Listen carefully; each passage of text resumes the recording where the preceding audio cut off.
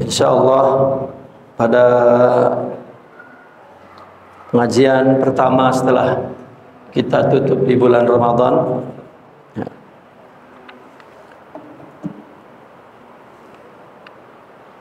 di hikmah 199, wa qala radhiyallahu anhu man lam ya'rif qadran ni'am biwijdaniha arafaha biwujudi fuqdaniha. Ini hikmah ya banyak ya, yang mengungkapkan hikmah seperti ini, bahwa orang tahu nilai sesuatu ketika tiada. Seorang anak baru tahu pentingnya ya, dan agungnya seorang ibu ketika ibu tiada. Dan seorang baru merasa bahwa sangat memerlukan bimbingan, ya, arahan setelah ditinggal guru. Ya, ketika ada guru, ya, orang tidak tahu kadarnya, tidak tahu nilainya. Ya. Hikmah ini pun serupa dengan itu. Man lam ya'rif qadran ni'am biwijdaniha arafaha biwujudi fuqdaniha. Orang yang tidak mengetahui ya, nilai nikmat-nikmat ketika adanya, maka ia akan mengetahuinya ya, ketika tidak ada nikmat tersebut. Hikmah ini sebetulnya kaitannya erat dengan hikmah yang terakhir ya, yang sebelum Ramadan itu, hikmah 98.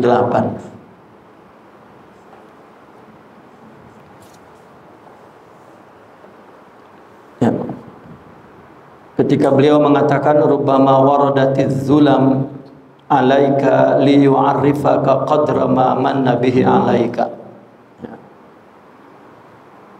Ketika datangnya ya, kegelapan menimpahmu, seperti kita dilanda syahwat, ya, dilanda kelalaian, maksiat, ya, itu liyu'arrifaka qadra ma manna bihi alaika. Itu untuk membuat kamu mengenal kadar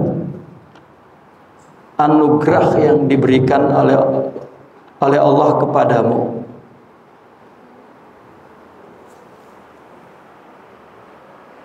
Bahwa dulu seorang pernah khusyuk misalnya, dulu seorang pernah semangat, dulu seorang pernah nikmat melakukan ibadah, ya, dakwah, ya.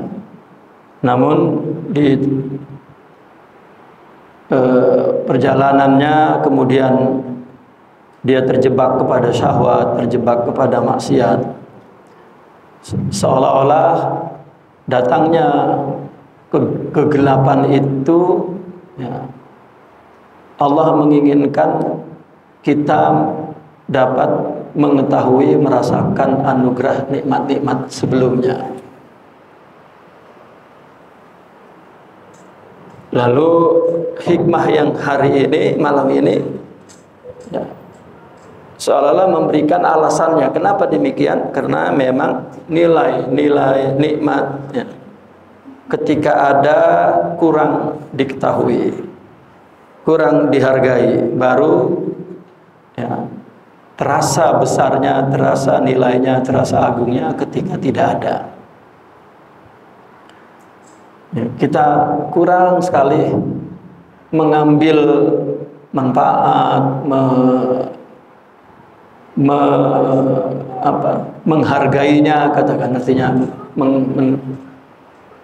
memandang perlu dan lain sebagainya, kepada hadirnya guru setelah tidak ada baru ya, kita terasa sekali pentingnya dan keberadaannya dalam kehidupan kita.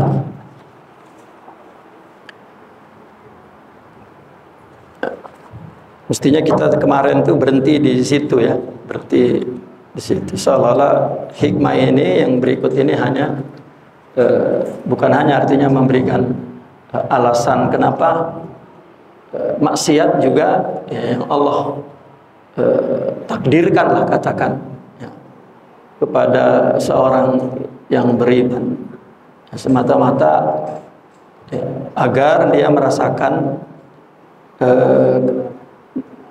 nikmat-nikmat cahaya gitu kan, itu deh simboliknya adalah zulam ya.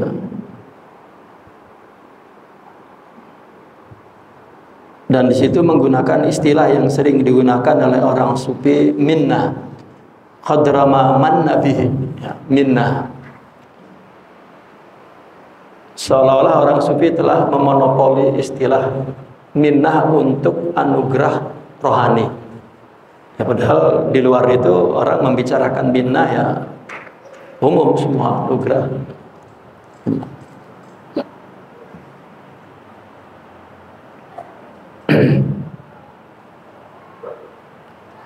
Seumpama orang baru tahu harganya air ya, apabila dia mengalami kehausan di tengah padang pasir misalnya.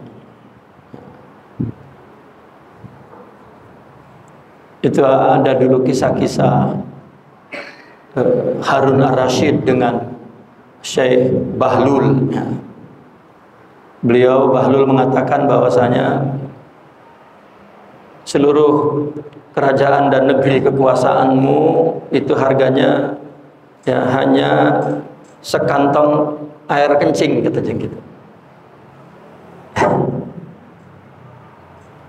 Maka Imam Harun ar-Rasyid marah ya, bagaimana kamu mengatakan begitu, ayo ikut saya ke padang pasir.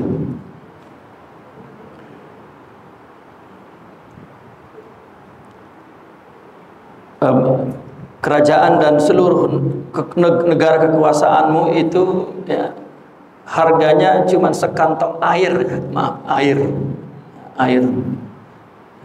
Wakil dalam kisah itu sekantong kencing, wakil adalah sekantong air. Nah, ketika ada padang pasir, Harun ar-Rasyid tidak bawa bekal, sementara Bahlul bawa. Di sana kehausan ya, maka minta air, ringkasnya begitulah ya, kata Bahlul nggak bisa, ini buat saya ya, sampai haus ya, maka kata Bahlul, boleh saya kasih air, imbalannya apa? Ya udahlah, ambil semua negeri untuk kamu katanya. Itu kisah Bahlul. Seperti orang hidup di pinggir sungai misalnya, itu mungkin nggak ada harganya air ya. Tapi ketika dia pindah ke padang pasir, oh baru. Orang di gunung air ngalir terus, ya, mungkin mandi sendiri ya, bukan ember, bak besar begitu. Sementara di Saudi satu ember bisa 2 orang gitu. Taib wa qala radhiyallahu anhu la tudhiska waridatun ni'am anil qiyami bihuquqi syukrik fa inna dzalika mimma yakhuttu min wujudi qadrik.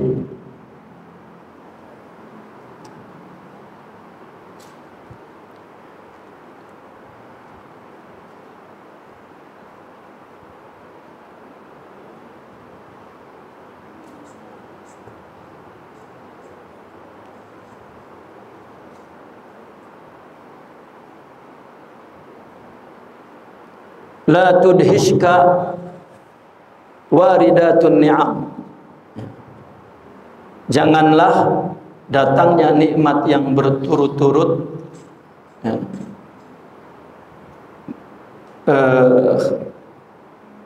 membuat kamu dahsyah, membuat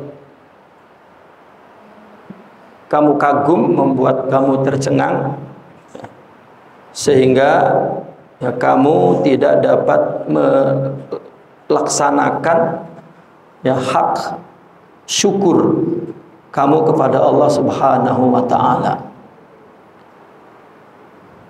yaitu syukur kepada Allah Subhanahu wa ta'ala, di mana kamu melihat bahwa kamu tidak mampu memenuhi kesyukuran itu kepada Allah, sehingga membuat dia tidak bersyukur kepada Allah Subhanahu wa ta'ala. Dan hal yang demikian itu membuat harga dia, kemuliaan dia di sisi Allah itu jatuh.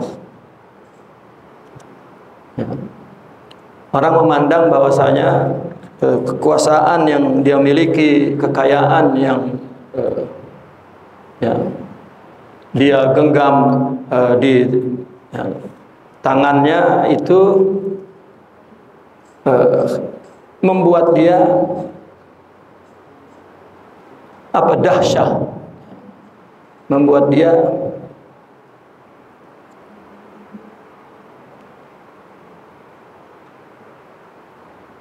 mencegah dia begitu untuk tidak dapat melaksanakan hak bersyukur karena sangat banyaknya nikmat. Karena begini, karena orang itu ketika mendapatkan sesuatu awalnya lebih merasakan nikmat itu adalah anugerahnya, pemberiannya, dibanding dia merasakan nikmatnya si pemberinya. Saya sering mengumpamakan orang dulu pacaran ngasih hadiah itu kalung yang dibuat dari ranting ranting pohon singkong, karena ranting daunnya itu dipotes-potes gitu, kan nggak putus, disambung dijadiin kalungan. Itu dikasih karena yang memberi adalah kekasihnya. Agung sekali. Karena yang agung adalah si pemberinya, bukan kalungnya. Ya kalau sekarang nggak berlaku, perempuan sekarang nggak berlaku. Perempuan sekarang mesti 2 kilo anunya, emas 2 kilo di kalungnya. Maka kebesaran nikmat waridat itu kan yang datang tidak berhenti, terus menerus nikmat itu datang. Jangan sampai membuat kita itu dahsyah, membuat kita itu kagum, membuat kita itu kacau, membuat kita itu tidak sehingga tidak mampu memenuhi hak syukurnya kepada Allah.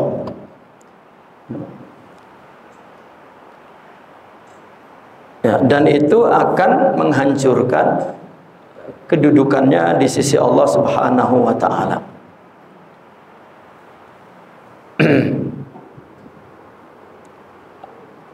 Maka kenapa orang kita diajarkan untuk bersyukur sekecil apapun. Seperti Allah berfirman misalnya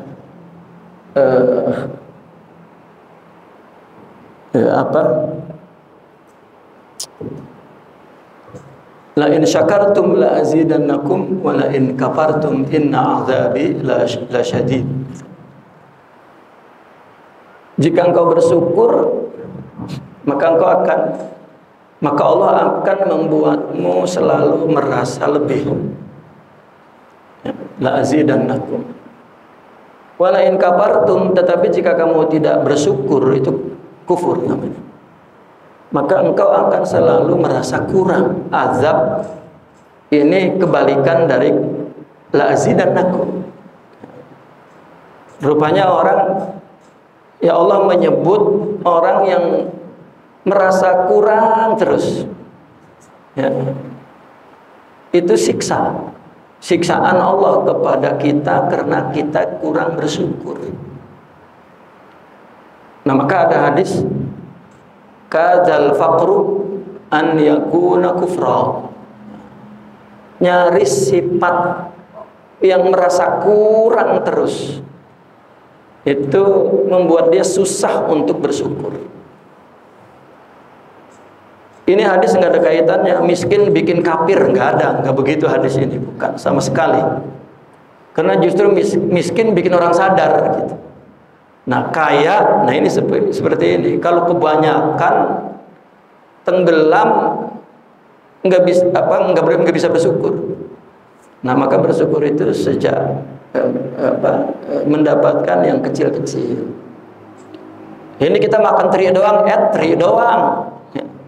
Padahal kalau tinggal di Mesir dulu kami, ya, dapat teri itu, wah, udah girang ayam daging dilewatin, teri katanya gitu. Ya kan, orang nggak bisa melihat, ya, nikmat kalau udah kebanyakan. Ya, mungkin di sini orang apabila makan teri nelangsa gitu. Sementara orang di luar negeri yang nggak ketemu teri, gitu, yang nggak ada jengkol, nggak ada pete, gitu. Ya. Saya waktu di Mesir, saya minta dikirimin jengkol 1 karung, kirimin jengkol 1 karung. Akhirnya saya suruh bini saya bikin semur jengkol dijual, kan jengkol ada 2 gitu ya, gitu. Dijual 1 keping diiris 2 gitu. Itu sama nasi uduk sama sambal kacang. Itu harganya udah 30.000 di sini. Baru separuh karung udah cukup untuk pergi haji. Akhirnya kata saya, wih udah kebanyakan ini untungnya. Lah beli jengkolnya di kampung hutan cuma 200.000. Ya, tapi untungnya baru separuh karung udah bisa pergi haji. Kita sudahlah, udah kebanyakan kita bagi-bagi aja lah, kita dibagi-bagi sisanya.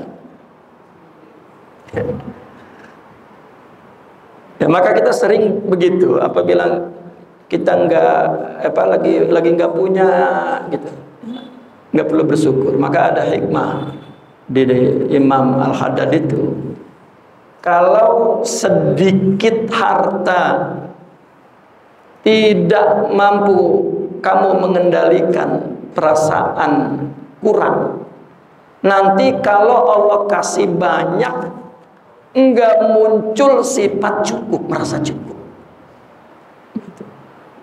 Ya, itulah penyakit ketika orang tidak bersyukur.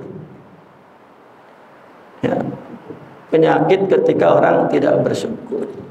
Syukur itu minimal, ya, digerakkan oleh pikiran lidah itu alhamdulillah.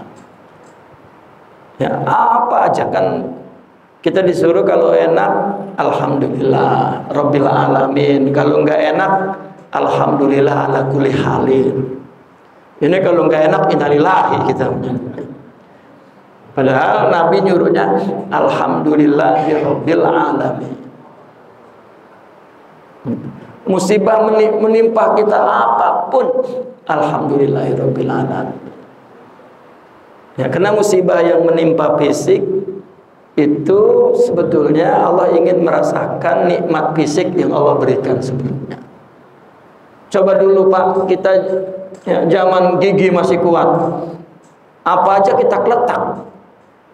Ya, saya ingat banget buka botol Sprite itu pakai gigi dulu. Ya. Sekarang, aduh, ini udah banyak yang hilang gigi. Ya banyak tulang, ya fisik lah. Ya, maka boleh jadi Nabi menyuruh ightanim khamsan qabla khamsin, katanya. Sihatika qabla maradik. Kesehatanmu sebelum datang sakit. Itulah orang mesti bersyukur terus, ya, agar ya Allah memelihara kita dan juga selalu merasa cukup, merasa cukup. Makanya Nabi itu melatihnya. Ya kan, salah satu itu syukur lisan. Kalau syukur perbuatan, ya, menggunakan nikmat ini, ya, kita bawa ke dalam jalan yang benar, jangan dibawa pakai maksiat. Artinya itu syukur amal, ya, dengan membawa nikmat yang kita syukurin ini untuk beribadah. Ya. Punya mobil dibawa ngaji gitu, jangan dibawa tur doang. Ya, dibawa ngaji, punya itu, ya, dibawa nolong orang kalau di jalanan orang perlu tumpangan misalnya.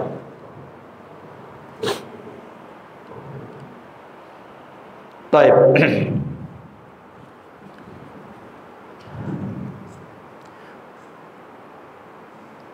Kalau secara tema hikmah, ya, yang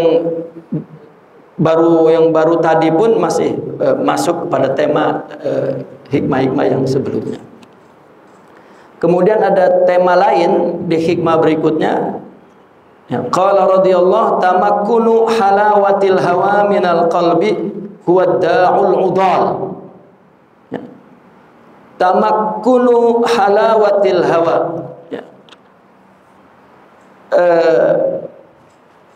Kuatnya rasa manis, ya, hawa nafsu syahwat, artinya kuatnya hubbus syahwat di hati minal qalb, itu sebetulnya merupakan da'ul udal, ya, penyakit yang akut, yang nggak ada obatnya.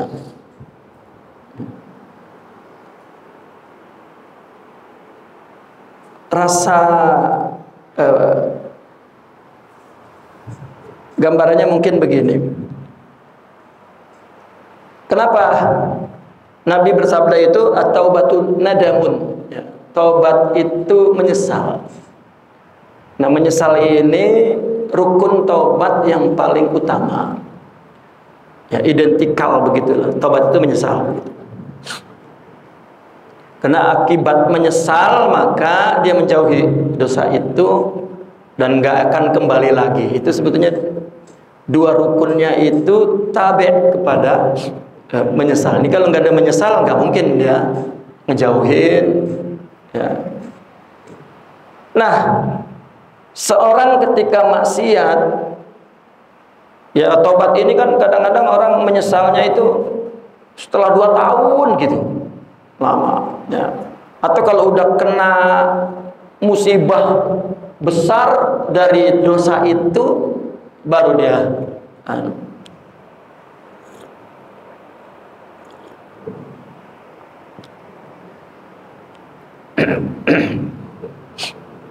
karena terkadang orang berdosa dan dia tidak mampu mengendalikannya. Allah ingin menghabiskan rasa halawah dosa itu, maka Allah biarkan dia berdosa. Allah kasih rezekinya, ya, dan Allah tidak berikan efek apa-apa dari dosa itu, aman-aman aja, dan nggak tersebar dosanya sehingga orang tahu, di depan orang kelihatannya soleh aja. Ya. Apabila begitu itu bukannya Allah lagi manjain, itu istidraj. Ya, istidraj. Ya.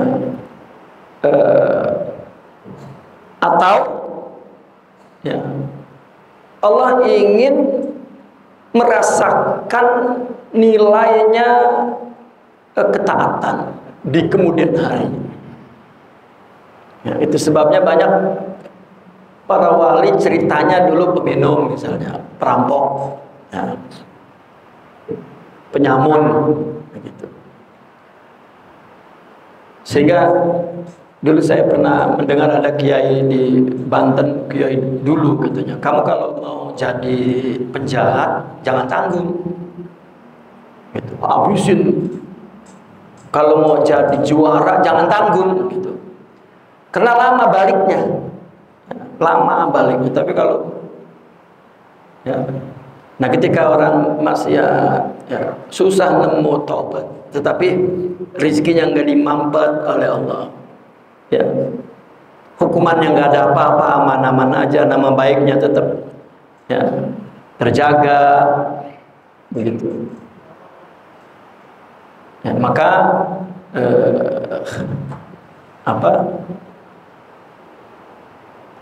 kalau orang sufi memandang, tidak boleh itu berburuk sangka. Itu mungkin Allah ingin ya menghabiskan ya, manisnya hawa itu, manisnya maksiat itu pada orang itu. Kalau udah keseringan kan udah hilang manisnya, gitu. Nah maka ketika seorang bertanya kepada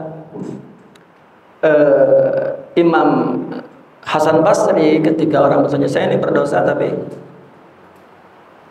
sudah bertaubat, terus melaksanakan lagi, taubat melaksanakan lagi. Nah orang sufi memandang, ya berarti Allah makan. Terus kalau dia melaksanakan lagi ya dosa. Terus saya ngapain taubat? Gitu. Diterima? Ya pasti. Kalau taubat, kalau cuma tomat, ya, bukan tobat, tomat, ya. Habis taubat tapi hatinya masih pengen, gitu.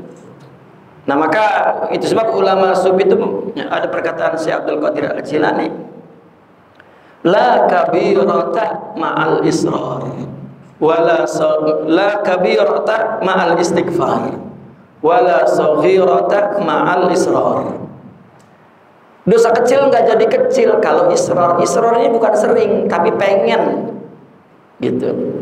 Israr ini kan orang melakukan dosa nggak merasa itu dosa sehingga dia nggak perlu minta ampun, ya, nggak ngerasa apa-apa. Itu israr. Itu meskipun kecil jadi gede. Tetapi dosa gede kalau dia mohon ampun, istighfar, hilang. Karena ampunan Allah lebih besar dari dosa yang Allah ciptakan itu. Jadi jika betul-betul taubat, ya hilang. Lalu berbuat lagi, ya istighfar lagi. Ya, karena tadi yang ingin saya bicarakan itu, ada orang berdosa taubat, nyesalnya taubat itu kan nyesel. Nyesalnya setelah 2 tahun. Ya mungkin ini yang lama ini tergolong yang tadi kita katakan, Allah ingin menghabiskan halawatul hawa, gitu. Ada orang ya, sebulan langsung ya, hilang halawatul hawa itu. Ada yang seminggu, ada yang sehari, ada yang habis maksiat baru nyesel, ada yang terakhir nih, dia lagi maksiat itu udah nyesel. Nah yang seperti ini yang terakhir, maksiatnya tidak dia rasakan manisnya, halawatul hawanya. Nah ini sudah dihapus. Dalam pandangan orang sufi ini tidak israr kalau sering, ya, tidak israr. Israr itu nggak ngerasa apa-apa. Kalau orang berbuat dosa ada rasa nadam, rasa sakit, rasa nyesel, rasa hina, rasa rendah, itu menunjukkan ya, dosa dihapus oleh Allah. Sudah taubat meskipun nggak berbunyi astagfirullah, karena yang berbunyi astagfirullah juga nggak tobat. Tidak, karena taubatun nadamun, gitu. Itu yang baca istighfar setiap sholat itu udah oncer. Apa oncer? Ya, padahal nggak pernah taubat.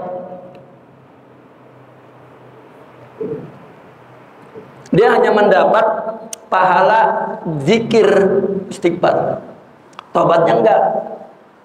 Ya, apalagi orang baca wirid astagfirullah 100, itu fokusnya ke bilangan, bukan mikirin dosa, bukan nadam. Ya, itu dapat pahala ya, baca zikir istighfar. Ya. Nah, maka at-taubatu nadamun, seperti al-hajju arafatun. Padahal haji bukan Arafah doang kan, ada Muzdalifah, ada Mina, tapi kalau enggak Arafah batal. Ya, rangkaian yang lain itu ya baru dia katakan sebagai rangkaian haji apabila ada Arafahnya.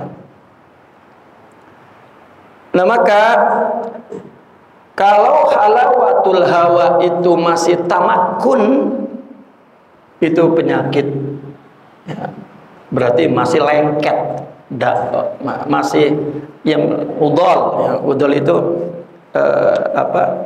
yang penyakit nggak ada obatnya ya, udol ya. Kronis ya.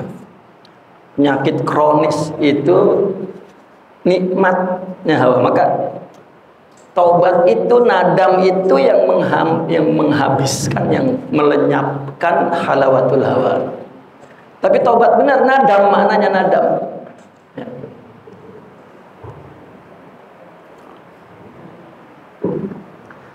Makanya Nabi bersabda, innahu la yughanu ala qalbi hatta astaghfirullah 70 marrah fi kulli yaum. Ada semacam kabus ya, ke dalam hatiku seperti sebuah ghaflah ya, sehingga aku istighfar. Jadi dosa itu umpama mendung ya, angin menggesernya menjadi terang, itu taubat ya, karena kita semuanya ya, agama itu berhenti di lidah, dan ya, bermula di lidah dan berhenti di perbuatan zahir. Baik. Wa qala radhiyallahu. Ya. Ini kita akan berhenti di sini ya. Ini ngaji permulaan biasanya udah lama nggak ngaji masih awam. Ya. Apa awam?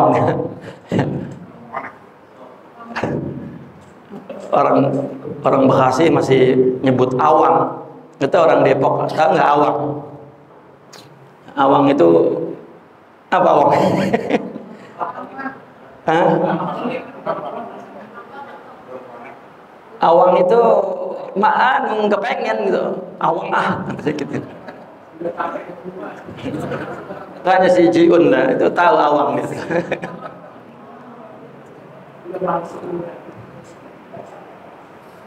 La yukhriju syahwata minal qalbi illa khawfun muz'ijun aw syauqun muqliqun.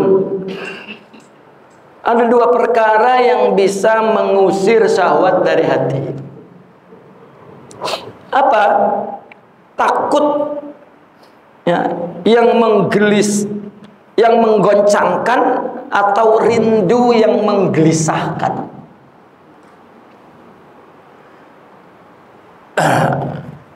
Nah, itu barangkali orang-orang sufi itu sepakat dari awal sampai paling akhir, mereka sepakat bahwa permulaan orang yang akan lari kepada Allah, akan berjalan menuju Allah, itu rasa takut. Orang mungkin udah baiat tarekat 20 tahun tapi belum takut, itu belum mulai berjalan menuju kepada Allah, belum mulai. Yang dilakukan oleh dia itu tradisi tarikat, bukan berjalan menuju kepada Allah. Makanya ulama dulu itu ya enggak begitu mudah orang ya mengambil persahabatan untuk berjalan sungguh-sungguh menuju kepada Allah. Enggak kayak sekarang orang baiat kayak nebarin mutiara ya, di kandang kambing kan gitu, maaf. Ya, ini istilah ini ya di kitab-kitab ulama menyebut itu. Dilempar begitu ya nggak tahu harganya. Ya, saya banyak mendengar berapa tahun kemudian dia baru menyadarin pengen baiat. Saya tanya, pernah baiat nggak? Pernah 10 tahun yang lalu. Saya kagak tahu lagi hadir begini, tiba-tiba itu Itu kiai ngebeat katanya. Terus teman saya bilang, berarti ente udah bertarekat. Nah, apa ya? Artinya begini, mungkin ulama di zaman itu ya orangnya masih lebih apa ya, lebih lurus lah dibanding zaman sekarang. Nah, ini gara-gara si pelanjut ini niru cara pendekatan guru di zaman tertentu, tidak ya, melihat apakah masih relevan atau tidak gitu. Karena di tarekat itu ada manhaj amali ya, artinya ada satu usul tarbiyah yang manhajiyah, ada yang ala manhaji, yang ekstrakurikuler gitu. Nah, yang manhaj usulnya ini nggak berubah karena itu diambil dari Nabi gitu, nggak berubah sampai sekarang.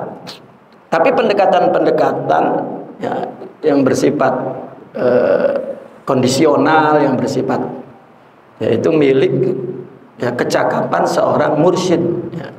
Nah, terkadang si pelanjutnya ini ya, saya mau ikut guru, nggak tahu mana yang ya, manhaj yang artinya usul yang manhajiyah dan usul yang ala manhajiyah ya. Akhirnya orang sekarang disuruh bayat, semua protes di belakang. Kita bayat nih, ketawa ketiwi lah itu kan ya. Ini dalam tasawuf itu kurang ajar sebetulnya, karena tasawuf bayat itu satu simbol mahabbah, siqah ya, wafa, ikhlas gitu. Jangan diduluin bayat ya. Tidak, tapi yang diduluin adalah khauf. Nah, karena perjalanan menuju kepada Allah, tarikat itu adalah perjalanan meninggalkan nafsu ya. Nafsu itu kan ada dua, syahwat dan ghadab ya. Orang bertarekat itu orang yang berjalan menuju kepada Allah, artinya orang yang ya, melakukan hidup ini bukan untuk nafsu, untuk Allah. Itu sebetulnya yang dilakukan oleh orang bertarekat. Nah, hanya orang yang takutlah yang baru pergi ke Allah ya. Namun adalah pakar-pakar pendidikan modern ya, yang tidak mengenal ruh itu apa ya. Jangan ajarkan Islam dimulai dengan takut katanya. Dia menyamakan takut kepada Allah dengan takut sama bini ya. Orang takut sama bini kan lari ya, ke warung kopi gitu. Nah, kalau takut kepada Allah justru dia makin mendekat kepada Allah ya. Para ulama itu mengumpamakannya seperti anak kecil umur 2 tahun, 3 tahun, takut sama orang tuanya, dia berlari ke pelukannya ya.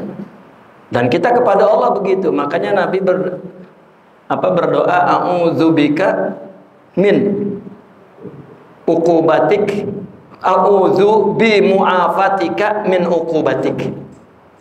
Saya berlindung dengan ampunanmu dari siksamu. Ini berlindung kepada perbuatan Allah. A'udzu bi ridhaka min sakhatik. Aku berlindung dengan ridhomu dari murkamu. Ini berlindung kepada sifat Allah.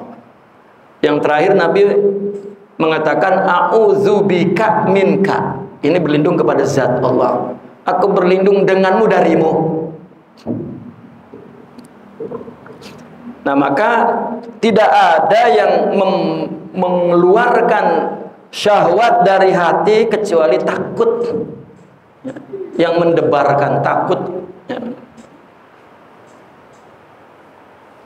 Nah, takut itu mesti ditumbuhin, mesti dicari. Tempatnya takut dekat kepada orang soleh, di majelis hikmah Makanya ada perumpamaan, mereka duduklah di majelis hikmah karena ya, hikmah itu umpama air yang menyiram tanah kering. Tanah kan selalu disimbolkan sebagai, diumpamakan sebagai hati. Tanah yang kering itu tanah yang tidak punya rasa takut, hati yang tidak punya rasa takut. Maka disirami dengan hikmah. Nah, baru timbul. Sebetulnya hadirnya mawa'iz, tazakur, tazkirah itu untuk menumbuhkan emosional takut, ya. Ya, nasihat itu ya, untuk menumbuhkan takut. Maka seluruh orang sufi majelis dia majelis nasihat, majelis hikmah. Maka ulama dulu menyuruh sebelum ambil tarikat udah hadir dulu di majelis supaya tersiram dulu hatinya, tumbuh rasa takut, dan gak bakal condong kepada Allah ya kalau tidak tumbuh rasa takut. Nah, adapun rasa rindu ya, itu rindu itu bukan kata lain, rindu itu cabang daripada cinta. Makanya man aropa cinta pakot, man aropa rindu pakot aropa cinta, gitu. Man aropa syauq pakot aropa hub, aropal hub. Man aropa nafsa pakot aropa robba. Orang yang tahu rindu maka tahu cinta. Ya. Apabila kita tiba-tiba aduh rindu, nah itu berarti cinta ente, kan gitu. Lah kalau nggak cinta, kapan mau rindu sama siapa? Ya, karena asyauqu far'un wal hubbu aslun.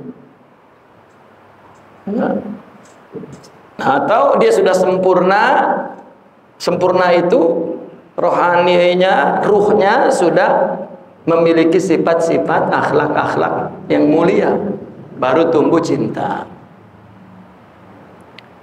Ya, baru tumbuh cinta. Apabila tumbuh cinta, maka rindu. Ya, rindu. Orang rindu itu pasti ingat. Bahkan rindu itu ingat. Bahasa asalnya kita itu ingat. Rindu itu nggak tahu asalnya bahasa dari mana. Coba cari dah. Ya. Rindu.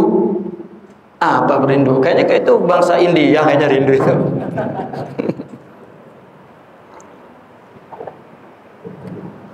Bahasa kitanya ingat. Kenapa ingat? Kenapa rindu? Karena dia ada di dalam hati ini. Nah, jika ruh itu ada sifat-sifat Allah, kalau dia lupa, ya, maka dia rindu, dan itulah yang menghilangkan syahwat itu. Ya. Bukan hilang tuh habis, bukan. Ya. Tetapi dia tetap dalam keadaan ingat kepada Allah dan tidak keluar dari syariat di dalam memenuhi syahwatnya. Nah, orang memang melihat buku-buku tasawuf itu hiduplah seperti tanpa nafsu. Gitu. Akhirnya orang melihat bacaan itu mengklaim orang sufi sama dengan ya, biksu-biksu misalnya begitu. Biksu nggak ada bininya, orang sufi 4. Iya. Ya. Kan saya udah cerita tuh, saya punya buku 2. 1 Al-Qutrujah mimman yata'adza bizaujah, yang 1 Ulama ul-Uzab.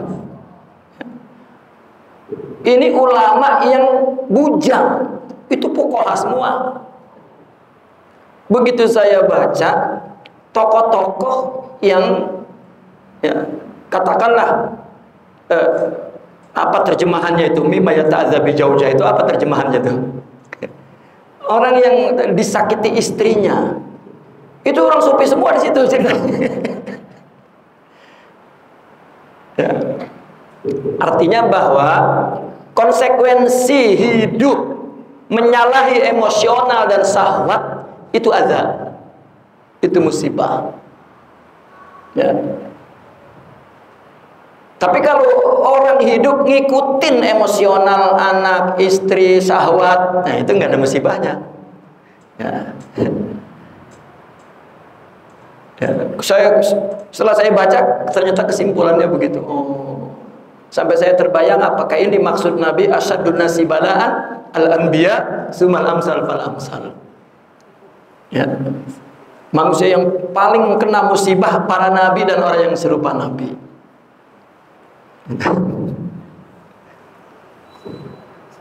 Ya, kita hidup nggak sama orang, orientasinya, visinya, ya, ruhiyahnya. Tentu akan selalu kita terganggu dengan keadaan itu azab. Gitu. Orang kelihatannya baik tapi tujuannya enggak. Dan kelihatan dari simatnya, dari anfasnya, dari kalamnya, dari itu. Nah ini mereka ya ta'adza begitu. Ya ta'adza. Nah maka